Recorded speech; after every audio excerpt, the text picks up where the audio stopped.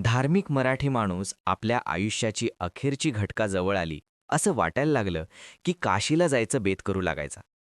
काशीला मरण येणं हे आजही पुण्य मानलं जातं. आता हे झालं मरणाचं. जगायचं असेल तर मुंबई.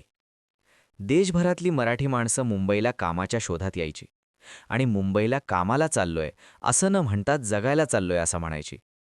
मुंबई ही आर्थिक राजधानी, आर्थिक काशीच.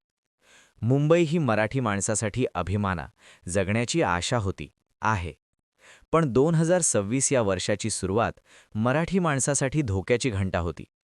माणूस म्हणून नाही, इतिहास म्हणून पण. उत्तर प्रदेशातलं काशी हे भारतीय माणसांसारखंच मराठी माणसाचं पण श्रद्धास्थान आहे. फक्त एक महत्त्वाचा फरक आहे. मराठी माणसं काशीत फक्त यात्रेला किंवा दर्शनाला गेले हा इतिहास नाही. मराठी माणसं काशीत गेले ते सांस्कृतिक आणि सामाजिक जीवनात चांगला बदल घडवायला, समृद्धी आणा म्हणायला. खिलजीच्या महाराष्ट्रातल्या आक्रमणानंतर मराठी माणसं काशीला जाऊ लागली. पैठण, कोकण, नाशिक, नांदेडसारख्या ठिकाणांवरनं विद्वान ब्राह्मण काशीला गेले. त्यांनी तिथे संस्कृत शिकवायला सुरुवात केली. हळूहळू काशीत संस्कृत आणि संस्कृती शिकवायचं मुख्य काम मराठी माणसं करू लागली. आजही तिथं मराठी माणसांचा तेवढाच मान आहे. कोकणातल्या बापूदेव शास्त्री यांनी काशीत 1850 मध्ये बीजगणित नावाचं पुस्तक लिहिलं. हिंदीत त्यांनी बनवलेलं पंचांग आजही तिकडे वापरात आहे. काशीतले त्या काळातले सगळ्यात विद्वान व्यक्ती असलेले कार्लेकर काशी राजकीय पाठशाळेचे अध्यक्ष आणि न्यायाधीश होते. अशी असंख्य मराठी नावं काशीच्या इतिहासात आहेत. काशीत सगळ्यात महत्त्वाचा घाट म्हणजे मणिकर्णिका घाट. या घाटाचं उत्तम नूतनीकरण केलं अहिल्यादेवी होळकर यांनी. काशीत अहिल्यादेवींनी खूप मोठं दानधर्म केला. स्वतः जागा घेऊन अहिल्यादेवी घाट बनवला. पेशव्यांनी गणेश घाट, राजा घाट बनवला.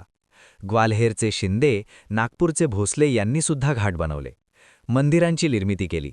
अन्नछत्रही चालवली. मराठी माणूस सहज काशीत जाऊन कुठल्या तरी मराठी माणसाची ओळख काढू शकत होता. पेशवाईच्या काळात मराठी माणसं एकटी-दुकटी माही तर शेकडोंच्या संख्येनं काशी यात्रेला जायची. विश्वनाथ मंदिराच्या जीर्णोद्धारात महत्त्वाचं योगदान दिलं ते मराठी माणसानं. काशीच्या घाट आणि मंदिर स्थापत्यात मराठी माणसांचं योगदान देशात सगळ्यात मोठं आणि महत्त्वाचं आहे. मुघलांच्या आक्रमणाने उद्ध्वस्त झालेल्या काशीत जाऊन 10-12 घाटांची आणि मंदिरांची निर्मिती करणं, संस्कृत अध्ययन जिवंत ठेवणं ही मोठी कामगिरी आहे. पण या वर्षाच्या सुरुवातीला नूतनीकरणाच्या नावाखाली मणिकर्णिका घाटासह बरंच बांधकाम तोडायला सुरुवात झाली. अहिल्यादेवींची मूर्ती त्या तोडफोडीत पडलेली दिसून आली. मराठी मनाला अतिशय वेदना देणारी ही गोष्ट आहे. दुसऱ्या राज्यात जाऊन तिथल्या संसाधनांचा पुरेपूर उपयोग सगळेच करतात. पण दुसऱ्या राज्यात जाऊन तिथे नवीन घाट, मंदिरं आणि शिक्षण संस्था निर्माण करणं ही मराठ्यांची खासियत. पण मराठी माणसाच्या या कामावर हातोडा पडला. अहिल्यादेवी होळकरांच्या नावावर राजकारण करणारे शांत राहिले ही आणखी शरमेची गोष्ट. तिकडे अहिल्यादेवींचा इतिहास आणि स्मृती उद्ध्वस्त होत असताना इकडे त्यांच्या नावाने राजकारण करणारे गुलाल उधळत होते. ही गोष्ट दुर्दैवी आहे. मराठी माणसाचा आता दुसरा पराभव आहे, तो म्हणजे मुंबई, आर्थिक काशी. मुंबई महानगरपालिकेत मराठी माणूस मागे पडलाय. प्रभावी बिल्डर लॉबीत मराठी माणूस गायब होतोय. उद्योगपतींच्या यादीत मराठी नावं मायनस होत आहेत. हायरेस सोसायटीत पाट्या वाचा मराठी नावं कमी होत आहेत. SRA प्रकल्पात मराठी माणूस फक्त सही करायला उरलाय, मग तो अधिकारी म्हणून किंवा विस्थापित म्हणून. विरोधात किंवा सत्तेत असलेल्या नेत्यांनी SRA, FSI, रस्ते, कचरा या गोष्टी प्रचारात येऊच दिल्या नाहीत. राज ठाकरेंनी गेल्या काही वर्षात वेगवेगळ्या राजकीय भूमिका असलेल्या पक्षांशी युती केली आहे. पण मराठी माणसांची मुंबई ही भूमिका त्यांनी आपल्या राजकीय कारकिर्दीत आजवर एकदाही बदललेली नाहीये. मराठीचा असा कुठलाही प्रश्न नव्हता ज्यात राज ठाकरेंची मदत घेतली गेली नाही. तरीसुद्धा MIM सारख्या पक्षाला मुंबईत त्यांच्यापेक्षा जास्त जागा मिळतात हे धक्कादायक आहे. MIM हा अजूनही मुस्लिम राजकारण करणारा पक्ष आहे. त्याची महाराष्ट्राविषयी कुठलीही ठोस भूमिका नाहीये. तरीसुद्धा ज्या पद्धतीने मुस्लिम मतदार ओवेसींच्या मागे उभे राहिले, त्या पद्धतीने मराठी मतदार राज ठाकरेंच्या मागे उभे राहिले नाहीत. काँग्रेसची सुद्धा मोठी भिस्त मुस्लिम उमेदवार आणि मतदार यांच्यावर होती.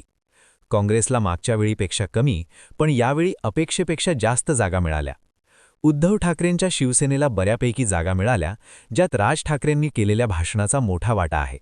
पण शेवटी या दोघं भावांना एकत्र येऊनसुद्धा सत्ता मिळाली नाही, हे वास्तव आहे. यात मराठी माणसांची ताकद कमी पडली नाही. मराठी टक्का वाढला, हे जास्त खरं आहे. भाजपची सत्ता आली म्हणजे मराठीची पिछेठाट झाली, हा मुद्दा नाहीये. मराठी माणसाची पिछेठाट आधीच चालू आहे. पण त्याला एक आधार होता. मुंबई माझी आहे, महापालिका माझी आहे, म्हणून तर शिवसेना एवढी वर्ष सत्तेत होती. पण आता मराठी माणूस भवितव्याबद्दल चिंतेत आहे. कारण एकट्या भाजपचे 33 अमराठी नगरसेवक आहेत. हे कशाचं लक्षण आहे? भाजपला निवडून यायला उत्तर भारतीय गुजराती लोक का लागतात? शिवसेनेत वाढलेले एकनाथ शिंदे खुशाल जय गुजरात अशी घोषणा देतात तेव्हा वाईट वाटतं. भाजपचे मुंबईतले चेहरे जरी साटवाणी शेरार असले तरी भाजपची मुंबईतली आर्थिक सत्ता म्हणजे मंगल प्रभात लोढा आहेत. आर्थिक सूत्रधार किरीट सोमय्या आहेत. लोढांनी कुठलाही संबंध नसताना मुंबई महापालिकेत स्वतःचं कार्यालय बनवलं होतं. याच लोढांनी मुंबई मराठी साहित्य संघासारखी मराठमोळी संस्था ताब्यात घेण्याचा प्रयत्न चालवला होता. आशिष शेलार तर मराठी महापौर होणार का या विषयावर ठामपणे होकार द्यायला तयार नव्हते. धक्कादायक गोष्ट म्हणजे काही मराठी ट्रोलर्स अण्णामलाईची बाजू घेताना दिसले. निकाल पूर्ण येण्याचा आधी मराठी माणूस 6 फूट गाडला गेलाय अशी भाषा सोशल मीडियावर वापरली गेली. शिवसेनेच्या पराभवावर नितेश राणे ज्या प्रकारे हसले ते दुर्दैवी होतं. याच वैयक्तिक हेव्या दाव्यापुटी मुंबई मराठी माणसाच्या हातातनं निसटताना दिसतीये. मराठी माणसासाठी सगळ्यात चिंतेची बाब म्हणजे महत्त्वाचे उद्योग गुजरातला जाणं. 5 वर्षात वानखेडीची जागा अहमदाबादच्या स्टेडियमने घेतली आहे. मराठी माणूस काँग्रेसला मुंबई महानगरपालिकेतून दूर ठेवायचा, तो काँग्रेस दिल्लीच्या आदेशानं चालते. म्हणून भाजपचाही कारभार तसाच आहे. काँग्रेसच्या काळात गुजरातहून अहमद पटेल सूत्र हलवत होते. आता गुजरातहून अमित शहा सूत्र हलवतात. मराठी माणसासाठी आर्थिकदृष्ट्या मुंबई काशीसारखीच आहे. मुंबईत दिसणाऱ्या भव्य इमारती, उद्योग मराठी माणसाच्या कष्टाने उभे आहेत. मुंबईची भरभराट झाली ती गिरण्यांनी. या गिरण्यात सगळ्यात जास्त शोषण झालं ते मराठी कामगारांचं. आणि एवढं सगळं करून त्यांना देशोधडीला लावणारे मालक मुंबईवरती हक्क सांगू लागले. सोसायटीत मराठी माणसाला घर न देण्याची भाषा करायला लागले. वाढत्या गर्दीने माणसांची अवस्था गुराढोरांसारखी झाली आणि मुठभर लोकांना कबुतरांची काळजी वाटतेय. मराठी माणूस हळूहळू मुंबई बाहेर फेकला जातोय. मीरा भाईंदरमध्ये मराठी टक्का खूपच कमी होतोय. ठाण्यात तेच चित्र दिसणार आहे. पण फक्त ठाण्यावरच ताबा पाहिजे होता तर एकनाथ शिंदेंनी सेना फोडून काय मिळवलं?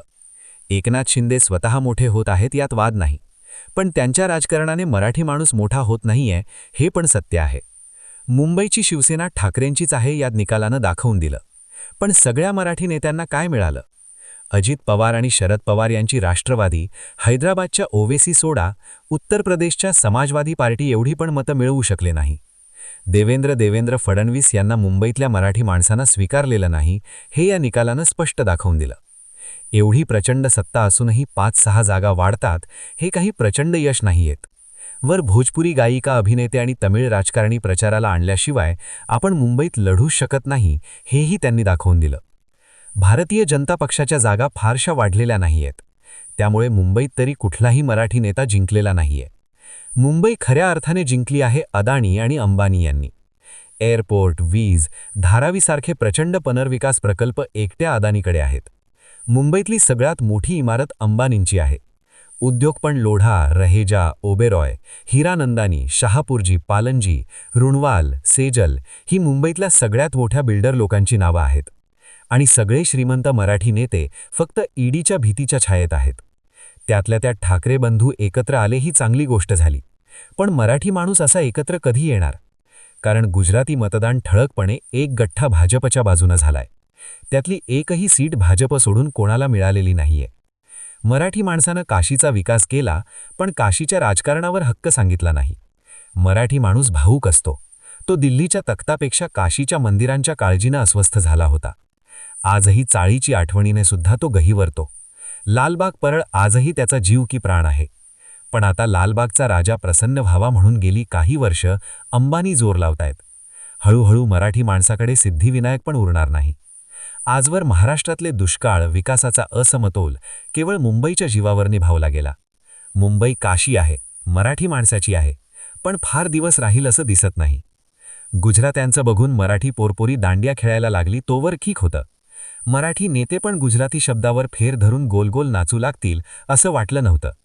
त्या आध्यात्मिक काशीत मराठी माणसाच्या खुणा पुसल्या जात असताना या आर्थिक राजधानी असलेल्या काशीतही मराठी माणसाची पिछेठाट धोक्याची घंटा आहे. मराठी माणसांची घरं, मराठी भाषा, मराठी शाळा वाचवाव्या लागतील. लोक म्हणतील भाजप पण मराठीच महापौर करणार, केलाच पाहिजे. पण हिंदी भाषेच्या सक्तीवर भाजप अजूनही संदिग्ध भूमिका घेतोय. त्याचं काय?